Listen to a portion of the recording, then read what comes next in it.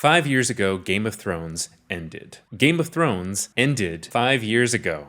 All of that, was half a decade ago. We, as a society, have not recovered. And I don't just mean that we haven't recovered from the ending being bad, although I personally will never recover. What I mean is that we are still culturally in the shadow of the show. Or at least, that's what every major streaming service and TV channel has been betting on. As the show approached its conclusion, a bevy of articles materialized asking, what will the next Game of Thrones be? 12 shows that are trying to be the next Game of Thrones. The next Game of Thrones? A post-Comic-Con appraisal of potential heirs to the throne. What's the next Game of Thrones? All the contenders for fantasy TV's crown. These 16 shows desperately want to be the next Game of Thrones. Everyone wants to be the next Game of Thrones. What exactly it means to be the next Game of Thrones was a bit of a fill in the blank. Did it mean to be the next show that got a big audience? Or one that fans obsessed over and analyzed? Or did it just mean a successful fantasy series? Or a show about political intrigue? For the executives at media companies, it seems to have meant adapt any fantasy or sci-fi property we have the rights to as quickly as possible, but make it as much like Game of Thrones as we can get away with. HBO made Game of Thrones in a cave, and we are going to replicate it if it bankrupts us. Now, 5 years later, our media landscape is absolutely drowning in Thrones clones.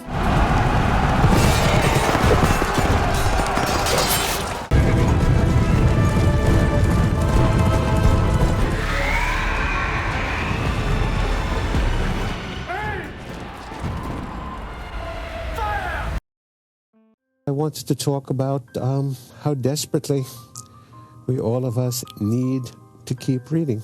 You can't think at all clearly or well without memory, and it matters a great deal what you remember.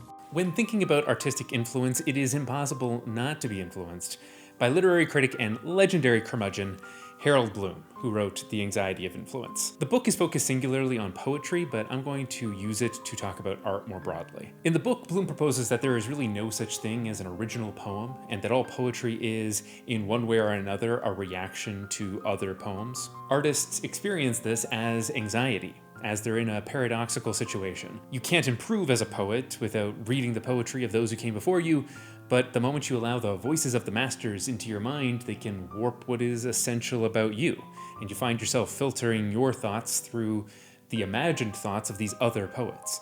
How do you write a play that doesn't sound like Shakespeare in the 17th century? Or how do you write a video essay that doesn't sound like every frame of painting in 2015? Really, how? How do you? Tell me how. For Bloom, the answer is that it is ultimately impossible. But the struggle to overcome this anxiety can be fruitful, and is the primary way that strong poets define themselves as strong. While weaker poets languish in creating art that is merely derivative, the strong poet can synthesize what came before and transcend it. Bloom describes the relationship between the modern artist, the influenced, and his precursor, the influencer, in both biblical and Freudian terms. In his biblical metaphor, when reading the work of the precursor, an artist glimpses heaven, so to speak, and is also, at that moment, cast out from it, like Satan, and thrown into hell. But it is there that Satan, now independent of God, can at least attempt to make a heaven out of hell, make art that has the spark of the divine. But really, he's much more obsessed with the Freudian stuff, so we're going to focus on that a little more. In Freudian terms, the precursor artist is the father with which the modern artist has an Oedipal relationship with, owing his existence to the father and yet being jealous of the father's position of authority and power. So, in art, one must kill one's father.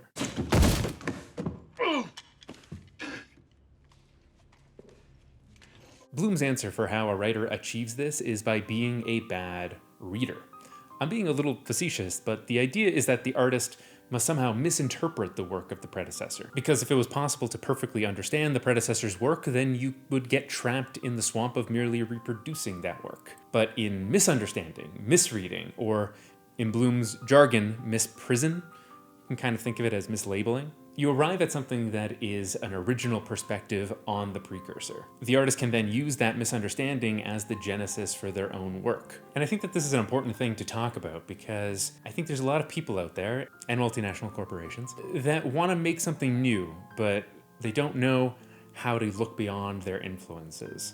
And they're struggling with that. And that's something that I feel as well. So I think that We're talking about Thrones clones in this episode, but we're, also trying to work through this. Let's work through it together. Bloom proposes that there are at least 6 ways that artists can do this, or have done this, that can lead to great art. So yeah, if Harold Bloom had been writing during the BuzzFeed era, the book would have been called 6 Reasons You're a Hack.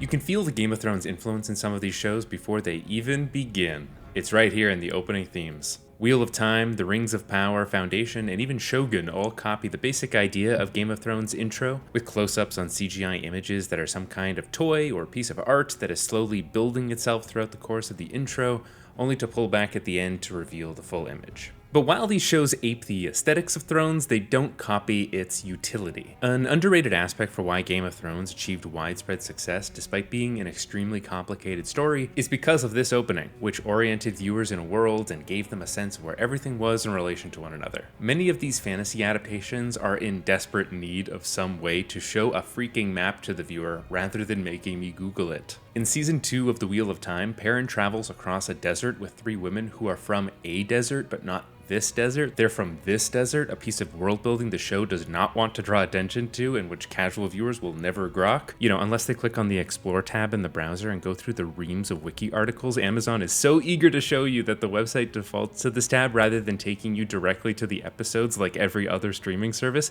How dare you, Bezos? Just show me the episodes and put a map in the show. It's okay. HBO does not own the concept of maps. If you're going to copy everything else, just show me where the Aiel Waste is. Nobody knows where anything is. The first type of misreading is what Harold Bloom calls... Look, I'm going to try and avoid Bloom's fancy Latin names for all this stuff. Let's just call it the swerve. To swerve is to accept the greatness of a precursor poet only up to a point. To recreate or recapture some semblance of what exists in a great work of art, but to then suggest that it goes wrong somewhere, and to remedy this fault with your own work. This is like a central idea for him. Like all of the 6 readings kind of involve this one. Any reading of any text is a swerve of some kind. It is baked into the process of interpretation. Extrapolating on that misreading is to swerve into some new direction. You read X poem, it gives you Y idea, so you write Z poem. And if you carry the 1 and multiply by pi, you won't be a disappointment to your family. Bloom tracks these kinds of revisions through the history of romantic poetry, but given this episode is on fantasy epics, an example jumps to mind. The Wheel of Time, often accused of replicating The Lord of the Rings, but anyone familiar with the work will know that this is only true up until a point, that Robert Jordan deliberately evoked the early parts of the Fellowship of the Ring before sending his heroes on a very different adventure. The Two Rivers is, like the Shire, a pastoral paradise, isolated from the concerns of kingdoms and cities. A Dark Lord has forces called Trollocs, a combination of 2 regular foes in Middle-earth, trolls and orcs, and a number of beings called Fades, which resemble the Nazgul. The heroes receive the help of a wise magic user, and each escape many dangers, including a daring river crossing, humans aligned with the Dark Lord in a gritty town, and a battle with dark forces in the ruins of a fallen kingdom. These early references to Tolkien helped many readers get on board with Jordan's story, but Jordan then swerves away from that outline into a story with very different, contradictory themes. When your king receives those plans, he will redirect his forces to your borders and rally the support of the other nations. The water tribes and the air nomads and the entire world will turn their attention to the earthbenders. So for us, it was about striking that right balance of making sure you were true to the DNA of the original, but at the same time, we had to make it a serialized Netflix drama, which meant it couldn't just be for kids. It had to also appeal to the people who were big fans of Game of Thrones. And so it had to feel grounded and mature and adult in that way too. That's a quote from Albert Kim, the showrunner of the new Netflix adaptation of Avatar: The Last Airbender. And what struck me immediately about it was how imperative it sounded. It had to appeal. Not we tried to appeal or we wanted to appeal, but had. Like this was an algorithmic diktat. Make this show like Game of Thrones, or it doesn't get made. Whether or not that was the case behind the scenes, I have no idea, but the influence is clear on the screen right from the beginning of the show, which starts not with an introduction to our main characters like the original Nickelodeon cartoon did, but with an introduction to the politics of the story. We learn that the Fire Nation's attack on the Air Nomads was actually achieved by cleverly tricking the world into thinking they were going to attack the Earth Nation instead. How Littlefinger of you. By the time the two lead characters, Katara and Aang, are actually able to talk to one another, we've had 25 minutes of throne room scenes, small council scenes, and a public assembly. Political intrigue was pushed to the forefront of the story before any other element. This comes at the expense of the more childlike humor and whimsy of the original show. The running time for the season is about as long as the season which it is adapting, but there are dozens of plot lines which it does not adapt, but rather than simply eliminate what it considers tonally unnecessary for the new vision of the show, it adds a whole bunch of political intrigue plot lines. There's a whole subplot in the Fire Nation involving the Fire Lord and Azula, and a reveal in the final episode that season bad guy Zhao has secretly been working directly for Azula to thwart Zuko. On top of that, there's also a tendency in the plotting to have the kids seek the adults for help, which is something children's literature is well advised to avoid. Like, when they first find Aang, they go to their grandma for help, and when they arrive on Kyoshi Island, they go to the leader of the village for help. Typically, the child protagonists of an adventure story, including the ones in the original show, are trying to get out from under the control of corrupt or incompetent adult characters. That they get to exercise their own agency is the whole purpose of the adventure. In those stories, there's a substantive difference between being a kid and being an adult. There is not in the 2024 show. Aang could be 10 or 20 or 50, doesn't really matter. He's made to act as just another part of the political landscape of this world, rather than a disruptive force that's going its own way. Amazon's billion-dollar tax write-off, The Rings of Power, is similarly crude in its attempt to inject the spirit of George R.R. Martin into the corpse of J.R.R. Tolkien. They have a bit more leeway to do whatever they want than some of these other shows, as, unlike them, The Rings of Power was not directly adapting a story that was fully fleshed out in another medium, but is instead stringing together and padding out ancillary material that they had the rights to, kind of, while edging right up to the line of the stuff that they didn't have the rights to. It's complicated. Political intrigue is something that, while present in The Lord of the Rings, wasn't exactly at the forefront. Yes, the characters visit the kings and queens of various realms, but the axis of the conflict is much simpler than in Game of Thrones.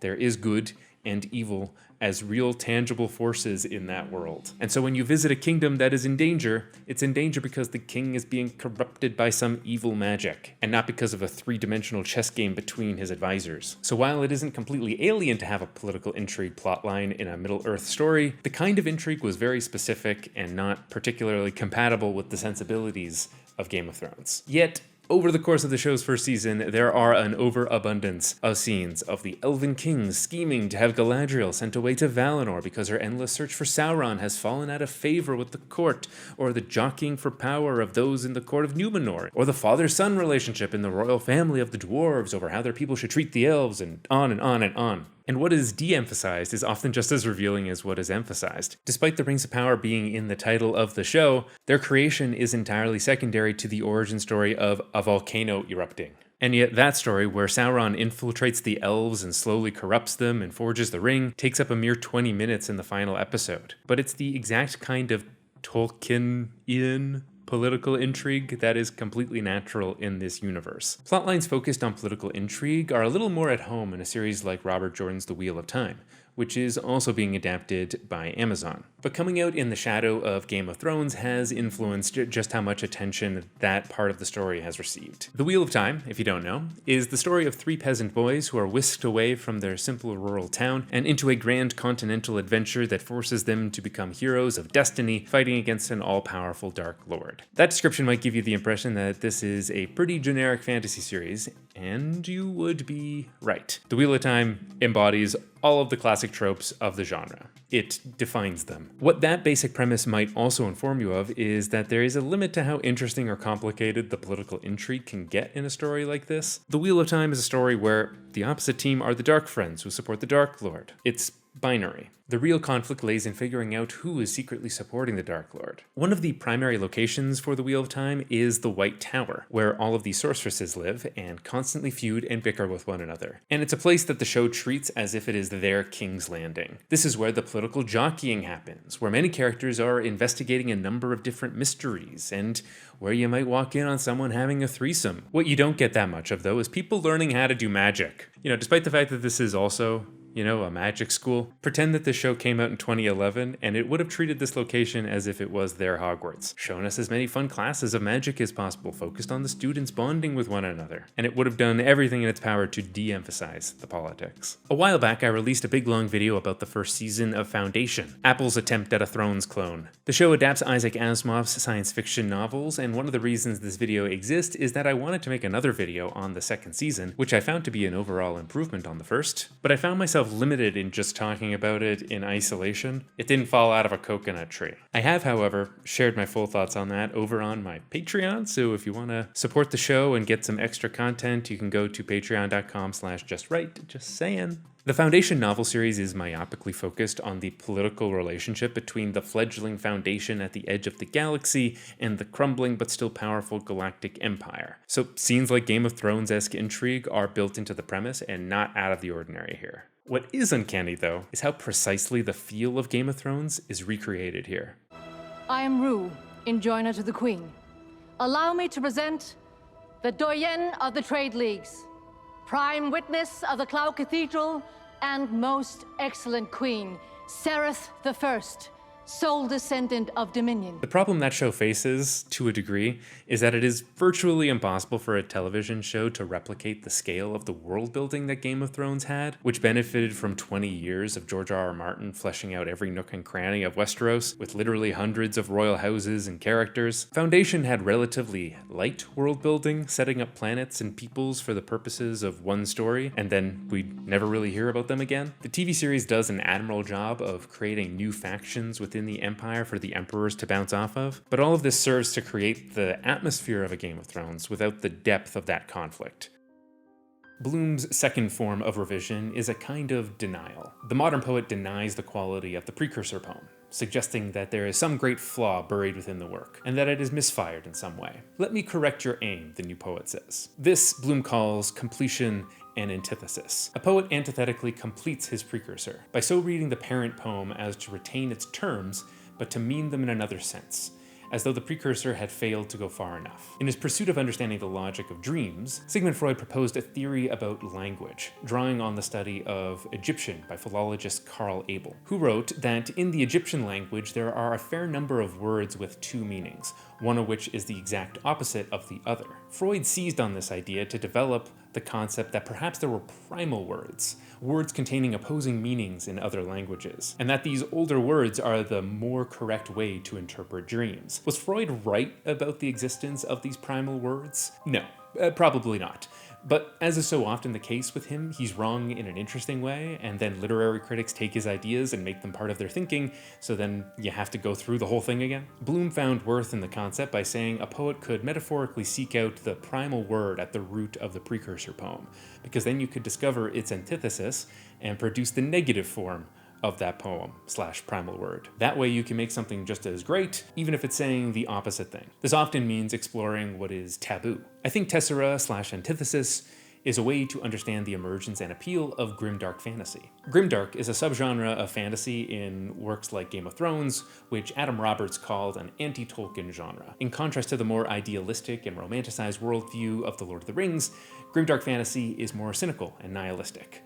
It is also much more violent. And the violence has a transgressive element to it, taking something the audience recognizes and injecting it with some more. Perhaps the area where the influence of Game of Thrones has affected the rest of these fantasy adaptations the most, and often to their detriment, is in their tone, their adoption of the grimdark worldview. Though author Robert Jordan did originally consider writing The Wheel of Time as a more brutal and violent story, the direction he ultimately took his book series was in a decidedly more PG-13 way. There is violence in his stories, but it is often delivered in a more poetic or ambiguous way, rather than focusing on the blood and gore of it all. Rand, the protagonist, learns different fighting maneuvers, and he will often just list them during a fight scene, and it's up to the reader to interpret how they want the cat on hot sand or the kingfisher takes a silverback to look. The TV show, on the other hand,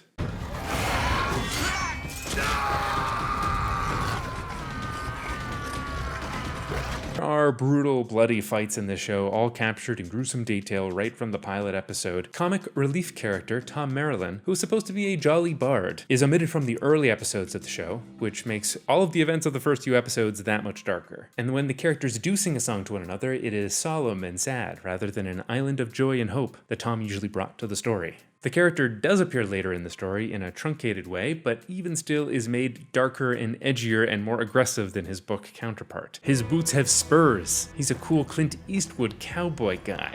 Tom's absence might not have been so keenly felt had the show not also felt the need to give Perrin's character an even darker edge, as he is suffering under a cloud of guilt for the entirety of the first season because he accidentally killed his wife in the first battle, an event that is an invention of the show. Everyone is mopey, but Perrin is extra mopey. This is an adult show. It's not for kids. It's fucking adult. The show adapts the plotline of a Gwen being captured by the Shan-Chan in the second season, where she's forced to wear a magic collar that essentially turns her into a mind-controlled slave. You can bet that the Amazon show would turn this relatively small subplot into a multi-episode torture porn set piece that evokes Theon being tortured by Ramsay. But whereas Theon's torture completely defined that character for the rest of Game of Thrones, in the Wheel of Time books, Gwen and the other female characters subjected to the magic collar are right back to adventuring, which is an element of the story that I think is open for some criticism and some revision in an adaptation. I'm not critiquing the fact that they did this, but more just highlighting that it was done. I don't know how Amazon will characterize a Gwen in future seasons, but it will certainly be harder for them to make this plotline have as much consequence as the Ramsay plotline did on Theon, because that isn't what's in the source material, which means they'll have to do a lot more work to make it fit with the rest of the plotlines.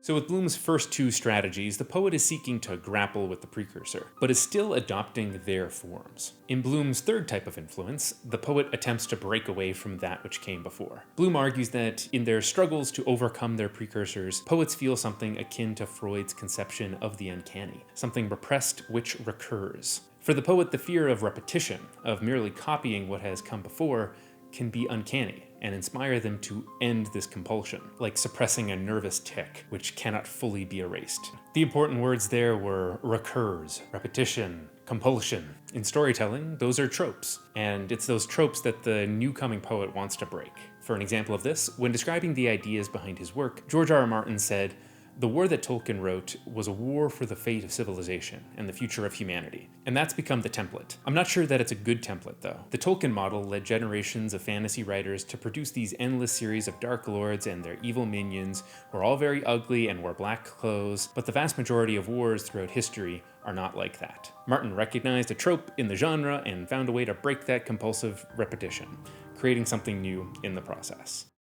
A key part of why the battle for power works in A Song in Ice and Fire is because of its structure, with each chapter focusing on a different character and with characters on every side of a conflict. While the Starks are the characters you generally root for, they aren't the only characters that have the audience's sympathies. Even and especially when the characters aren't virtuous, we understand them and want to see them survive. Our conflicting loyalties makes the wars compelling, as we don't know who is going to make it out of each of the conflicts. This structure is almost perfectly designed for television. TV shows thrive by having A plots and B plots and C-D-E plots, each playing in tandem and cross-cutting between them, keeping the audience engaged in at least one of the stories, increasing the chances that they'll keep watching. Game of Thrones did not need much structural adjustment to fit in the mold of an HBO drama. Thrones clones, on the other hand, have attempted to inject this structure into stories that weren't built for them, or in ways that don't understand why this worked for Game of Thrones in the first place. For instance, the first season of the most expensive show ever made follows 4 concurrent plot lines. Galadriel's initial mission to find the Dark Lord Sauron gets diverted to Numenor, Elrond goes on a diplomatic mission to the Dwarven Kingdoms, the people of the Southlands struggle to stave off an orc invasion, a staveless wizard is discovered by a group of halflings and discovers that he is good. I'm good. And my haters gonna hate. The structure is strange for a story so keen to remind its viewers that it is a prequel to the other Middle-earth stories. Like, while The Lord of the Rings did eventually have a story that branched off into several other plotlines, it began solely with the Hobbit characters and got the audience to see the big magical world through their tiny innocent eyes. A Game of Thrones also did this, setting most of its first 10 chapters in Winterfell. But as is the case with these shows replicating the scale of late-stage Thrones, they also copy the structure of a late-stage episode, without the structural foundation that got us there. Other than the flimsy connection of the characters all seeing the same meteorite, the viewer has little reason to understand why the Southland story is important to what Elrond is up to, or how the halflings marching through a forest connects to Galadriel at sea. They simply cut to a different story and expect the audience to trust that it'll all connect. And this whole big weird structure doesn't reap the benefits that Thrones did by having the audience question their own rooting interests. A major reason for George R. R. Martin to tell his story the way that he did was to break the simple good versus evil binary that exists in a lot of fantasy stories, and to have us empathize with characters on every side of a conflict. Rings of Power has 4 stories about 4 generically heroic characters who are never in any real conflict with one another. The Witcher is an adaptation of the fantasy series The Witcher by Polish writer Andrzej Sapkowski, and while it definitely already shares a lot of the same DNA as Game of Thrones, as they're both grimdarks and have plenty of political scheming, The Witcher show leans into those similarities rather than highlighting what is different about them. For instance, The Witcher is essentially a hard-boiled detective story plopped into a fantasy setting. In each short story, Geralt is confronted with some sort of mystery involving some kind of magic or monster, spends the story investigating the clues, interviewing suspects, and eventually unmasking or fighting whatever evil force exists in the story. From that description, you might conclude that the Witcher series ought to be a police procedural. You know, a 22-episode season with standalone stories where the main focus is on solving a mystery. We're in the wrong era for that, though. Instead, the first season of The Witcher is 8 episodes long, each 1 hour, and cuts between 3 different stories. The main gimmick of the first season is that the 3 stories, following Geralt, Ciri, and Yennefer respectively, are all happening at different times, and it isn't until the final episode that they are all brought into the same moment. This creates a weird tonal pacing issue, where the Geralt plotline is adapting those police procedural-esque standalone stories from the first pair of books, while the Ciri and Yennefer storylines are serialized prestige TV type plotlines. To the show's credit, sometimes these stories are thematically linked, like this episode which cross-cuts between Geralt battling a Striga, which is actually a girl that has been transformed into an evil creature, and Yennefer, who is undergoing her own transformation. Or this episode, where both plotlines are dealing with some sort of secret shapeshifter. Other times, though, the various stories hinder one another. The pilot episode adapts the short story The Lesser Evil, which sees Geralt weighing the value of 2 lives against one another, 2 people who are each asking him to kill the other, and it's up to him to see through each of their lies and figure out what the lesser evil is. This climaxes with Geralt getting into a brawl in the middle of town that turns into a massacre for which he will forever be known as the Butcher of Blaviken. But interrupting that plotline is the Battle of Sintra, where we watch a gruesome battlefield clash, the destruction of an entire castle, and the mass suicide of the whole ruling class of the country. By the time you get to Geralt murdering 12 people in a courtyard, it feels quaint. Geralt's big dilemma is made small by the scale of what's happening between the cuts. Hey-oh, there's a pun. Now, I do understand the logic behind structuring the season this way from a capitalist perspective. The Witcher is a popular book series, but it is a mega popular game series. And in the games, Yennefer and Ciri are just as popular as Geralt himself. And I can imagine the frustration a lot of people would have had if they turned on The Witcher show and it didn't have Ciri in it for like 2 seasons. So that's an influence on these decisions that has nothing to do with Game of Thrones. At the same time, the sense I get from the show is this desire to speed through the short stories as quickly as possible so that they can get to the big important stuff, you know, of Ciri being the chosen one, etc., etc. And in the process, the show loses a lot of the color and humor that these stories possessed in favor of a more consistently depressing, grimdark tone. For instance, one of my favorite stories in the collection is The Eternal Flame. In that story, Geralt and Dandelion are helping a halfling merchant who was assaulted on the road by a Doppler, a shapeshifter who stole his identity and his horses, which he then sold. The Doppler then uses that money to buy a bunch of seemingly worthless products, and the merchant thinks that his business and reputation have been ruined. But then they slowly realize that everything the Doppler bought was soon to skyrocket in value because of some geopolitical shift that nobody else knew about. You know, there was a coup over here and it caused the price of so-and-so to jump, and now rather than being broke, he's rich. It's probably the funniest of the Witcher stories, and it's pretty low-stakes fun. It's also one of the only short stories that wasn't adapted at all in the Netflix series. They did, however, include the Doppler character himself, but rather than being a mischievous little scamp, he's a bloodthirsty sociopath, and he's a plot device in a, you guessed it, political intrigue plotline. Try as he might, the latecomer poet cannot fully exorcise himself of the precursor's influence, and even forgetting is anything but a liberating process. Bloom argues that even if you try to forget the influencer, that they're still hanging around there in your mind somewhere. Every forgotten precursor becomes a giant of the imagination. Total repression would be healthy, but only a god is capable of it. So if a poet cannot become a god, then he can diminish the godhood of another. And that is Bloom's fourth revisionary ratio, Daemonization. The word is taken from the Greek, yeah, we're doing this, daimon, and it is distinct from the Christian demon you are probably thinking about. Greek daimons were lesser deities and guiding spirits. In one of Bloom's later works, The Daemon Knows, he often uses the phrase daemonic muse, and muse might be an easier word to grapple with here. It's closer to what he's really talking about. So muse. The precursor poet becomes a divine muse in the mind of the new poet, and unable to rid themselves of their eternal presence, strong poets attempt to diminish the impact of those who came before. Where the precursor created something sublime, a new poet will create a counter-sublime, something that suggests the precursor was weaker than previously thought. In essence, this will make the son, the latecomer poet, more of a daimon, and the precursor more of a man. So you're kind of trying to become your own muse, while also suggesting that, hey, that other guy, he's barely even a muse anyway. Forget that other guy. In The Dark Knight, the Joker is both inspired by and hateful of the Batman, and seeks not to kill him, but to bring him down in the minds of the people of Gotham. That is the tense relationship between precursor and latecomer poet in Bloom's conception of things. For an example of this, we can look no further than George R. R. Martin again, and his relationship to his great muse, and the muse of all fantasy literature, J.R.R. Tolkien. Ruling is hard. This was maybe my answer to Tolkien, whom, as much as I admire him, I do quibble with. The Lord of the Rings had a very medieval philosophy, that if the king was a good man, the land would prosper. We look at real history and it's not that simple. Tolkien can say that Aragorn became king and reigned for 100 years and he was wise and good, but Tolkien doesn't ask the question, what was Aragorn's tax policy? Did he maintain a standing army? What did he do in times of flood and famine? And what about all these orcs? By the end of the war, Sauron is gone, but all of the orcs aren't gone. They're in the mountains. Did Aragorn pursue a policy of systemic genocide and kill them? Even the little orcs in their little orc cradles? Here we can see Martin lay out a misprison of Tolkien. Like, it is a misreading of Tolkien to start asking all of these questions, but they are fruitful misreadings because they lead Martin into the blind spot in Tolkien's work. The result is that Game of Thrones does take The Lord of the Rings off the pedestal a little bit, no longer makes it the unquestioned idol of the genre. That is Daemonization. It's Martin's grimdark counter-sublime to Tolkien's romantic sublime. In doing this, Game of Thrones influenced the way that Tolkien can be read and emulated. There is a naivety to Tolkien that can no longer be enjoyed in the same way that it used to be.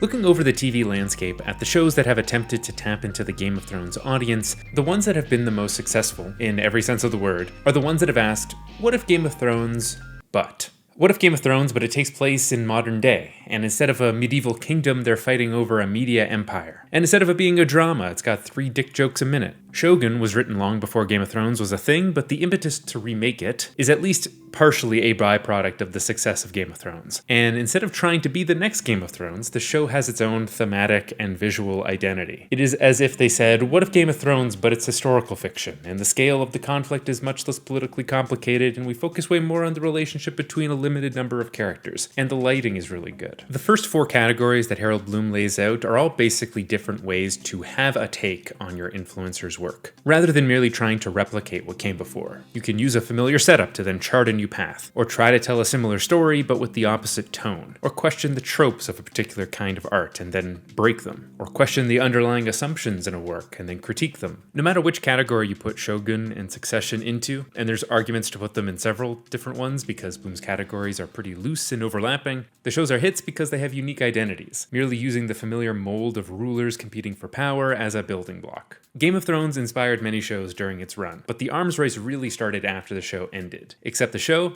never really ended. The vacuum that a lot of these shows thought they were going to fill didn't really exist, because HBO filled that void itself with House of the Dragon. And with even more spin-offs on the way, you know, the king is dead, but long live the king. You can't clone thrones better than Thrones bones. But okay, wise guy, what if everything goes right and you actually get over your ex-girlfriend? I mean, you actually get over your influences. Isn't that possible? Please tell me it's possible. Well, then you've stepped into Bloom's 5th category, self-purgation.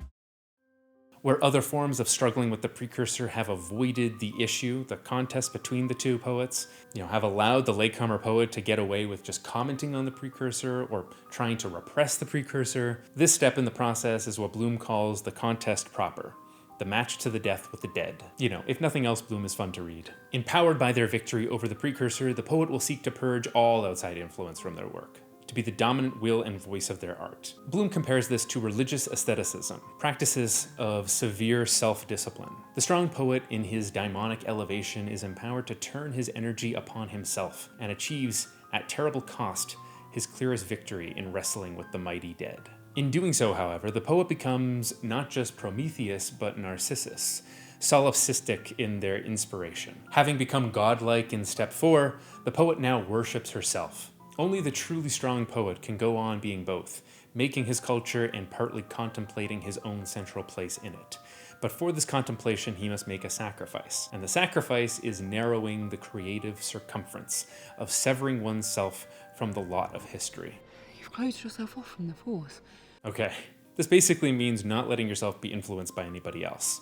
You're only influenced by yourself. For a time, the poet can go on creating works of greatness while living on this island of creative inspiration, this purgatory. But writing poems is a purgation that drains more than it replenishes. If the poet does not eventually go back to the well of inspiration, they will die of thirst. The example that jumps to mind immediately for me is Star Wars? Star Wars. You know Star Wars. Star Wars started as a creative fusing of pulp serials, space fantasy, World War II action, samurai movies, Arthurian legend, and more. Then it became one of the most successful media franchises in the world. And for a while there, only knew how to reference itself. And in this writer's humble opinion, only became interesting again when it takes in new influences. Okay, so we talked a lot about Harold Bloom and his theories about influence. But was he, right? Is the anxiety of influence really the primary way we should analyze the relationships between different pieces of art? I've certainly had my fun indulging all of Harold Bloom's classical metaphors of epic biblical struggle, but is it all just a bunch of pseudo-psychoanalytical hogwash? Is Harold Bloom a visionary of his time, or what legions of critics have called him? A pretentious windbag. No other well-known literary critic elicits the kind of praise or vitriol, and not in equal measure, as does Harold Bloom. The attacks against Bloom and his theories come on multiple fronts. First is that Bloom is a conservative defender of the Western canon, a canon that is dominated by white men in a strict lineage from John Milton to Wallace Stevens, with little eye for anything else that exists outside of that. Like, of course, Bloom would tend to think that it's important that poems are in conversation with one another when he only elevates the poems that were in conversation with one another. Bloom's focus is not ideologically neutral, regardless of what he'd like us to think. In his preface to the second edition of The Anxiety of Influence, Bloom rails against other forms of literary criticism, calling them the schools of resentment. Basically, poetry was really freaking awesome before all of these damn feminists and woke social justice warriors came along and ruined it with their postmodern neo-Marxist hokum. When Bloom tells us that after 40 years of teaching in the academy, he now finds himself surrounded by professors of hip-hop, by clones of Gaelic Germanic theory, by ideologues of gender and the various sexual persuasions, by multiculturalists unlimited, and that none of these resenters of the aesthetic value of literature are going to go away, it is easy to forget that he is talking about literature and not the Ebola virus. Fucking got him. Though Bloom branded his opponents with the word resentment, there is a great deal of projection going on, because nobody resented quite like Bloom. He resented the way that all of these other forms of criticism didn't focus on the text itself in his mind, but that they tried to put the text into historical or social or political contexts. The Anxiety of Influence is Stop Putting Politics in Star Wars, the book. Bloom's writing is an attempt to turn back the clock on all of these other schools of criticism, scaffolding that other critics could use to focus solely on aesthetic appreciation of poetry, the connections between poets. Bloom took the need to create his own system to a comical degree in his disagreements with poet John Ashbery. John Ashbery was a contemporary of Bloom's, and Bloom helped raise Ashbery's profile. But Bloom and Ashbery disagreed immensely over Ashbery's own place in literary tradition. Bloom said that Ashbery, who is not likely to be pleased with this observation, is at his best when he dares to write most directly in the idiom of Stevens, whereas Ashbery argued broadly against big theories that explain the universe as a way to understand poetry, and that the very existence of those kinds of frameworks can be limiting, forcing poets to write in ways they think will get critical attention. In response, Bloom echoed something like the death of the author, arguing that poets don't really know themselves and that it takes a critic to clarify things. And while that may have an element of truth, it doesn't mean Bloom specifically is right about Ashbury. All of that is to say, not everyone agrees with this strict list of poets passing the torch of influence, including poets that are on the list. There are plenty of criticisms to be had of both Bloom and his system, so perhaps the question to ask isn't, is this right, but where is it useful? I have two answers. Bloom developed this system to analyze what he saw as some of the most sublime works of art ever created, so I think it would upset him immensely to apply it to capitalist hogwash. But unfortunately, that's where I think it's best applied. Capitalist incentives demand that things be produced and reproduced, and reproduced and repackaged and remade and resold and rehashed. Thrones clones are just one small part of the wider trend pushing creatives towards a homogenized media landscape that is only set to become even more homogenized with the rise of AI. Leave it up to the machines and the spreadsheets, and they have no qualms about cloning the last big thing to make the next big thing. It's by feeling the anxiety of influence that artists can push back against those demands. And maybe Bloom's 6 categories can be pathways to originality for someone out there. Maybe they can be that for me. I've got to be careful, I think, of accusing other projects of unoriginality while making a video essay here on youtube.com. I didn't invent this form, and while I'm immensely proud of my videos, I don't think they've broken the mold either. So I'm taking this subject as a moment for reflection on my own creative shortcomings, because I think I've still got a lot to say here, but I want to start doing it in a way that pushes the boundaries. What exactly that means, I don't know yet, but I hope you'll stick around with me and find out. I've forgotten something, though. We've only gone over 5 of Bloom's 6 categories. We've still got to talk about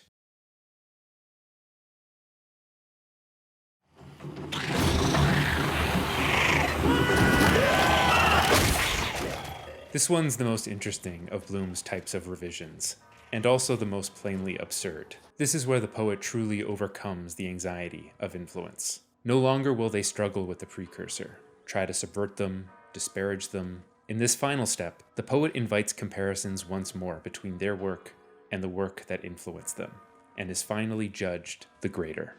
Then a weird thing happens. We begin to interpret the influence non-chronologically. We read the precursor as if they were influenced by their own successors. We read Tolkien as if he was inspired by Martin. Should that be your goal as a creative? I don't know, it feels too petty, too down in the weeds. Why are you grappling with ghosts? Truly escaping the anxiety of influence would mean releasing the need for this kind of validation from critics, an audience, or history. Accepting the inevitability of influence without transforming it into a death match. Make art for its own sake, and the anxiety will pass.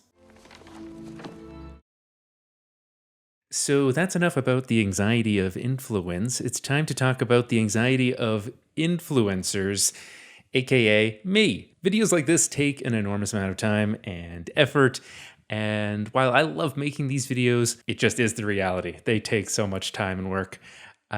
So if you've enjoyed what you've seen, if you got some use out of it, then I hope you'll consider supporting this channel on Patreon. Every pledge goes a long way to helping me make these videos not only faster, but I think more interesting and weirder and about, maybe more obscure topics. Could really use your help there.